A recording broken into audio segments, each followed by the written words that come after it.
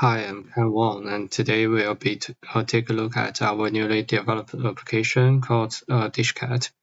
Dishcat is a share recipe application. Allows users to share their recipes and browse other people's recipes. Without further ado, let's dive straight in. The application will welcome you with a login screen, and you can also choose to sign up with your email and password. Here, you can log in with already registered email as we are showing here. And you can also click on Forget Password, which will send a reset password email to your email. And home screen, there are a list of recipes you can click on. And recipe details shows images. And there are two options on the top right corner for you to share the recipe to Facebook and add to collection. Once you log into Facebook, the recipe link will be shared to your recently post. And the link is a website we wrote for this application. And all the recipes you added to the collection will be shown in the collection screen. You can remove the item and undo, and you can click right in to browse the recipe detail. Also, we have a post a recipe form. You can post your recipe here. You can select an image to post and upload it. Then you set the title, description, tags, ingredients, and steps of this recipe. The forms are also added with helper text for users, allow them to easily fill in the forms.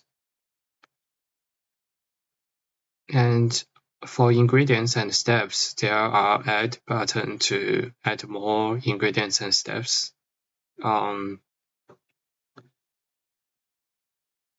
you can also leave those added ingredients and steps blank. If you accidentally add more, it will not count as a new step or ingredient. So after you type in all the steps and ingredients of your recipe, you can click on the post button on the top right corner. And your recipe will appear on the home screen since it's the recently added recipes, and you can directly browse it. And you can click on the market map function. We provided this function to browse nearby markets, but let's firstly take a look at the settings screen. Settings screen allows you to adjust application settings, including themes and your user profile settings, like your birthday, gender, and addresses. Addresses are also validated through the Google Places API. You can change your addresses. And sync collection function allow you to sync your collection in the background. As you can see here, the market map is updated to your newly set location, and you can click on each marker to browse the detail of the markets nearby.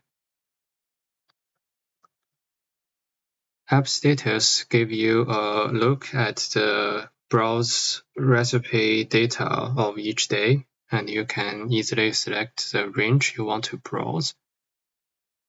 And this change will reflect to all the charts. We also provide a line chart here. So that's basically it. We will now log out and try to register with a new email.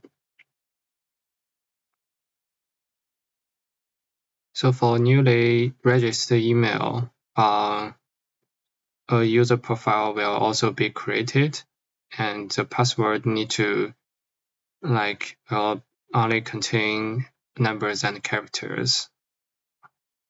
One thing I want to mention is at the top of the home screen there is a bar which shows the weather on your stated location, which will help user to decide what they want to cook.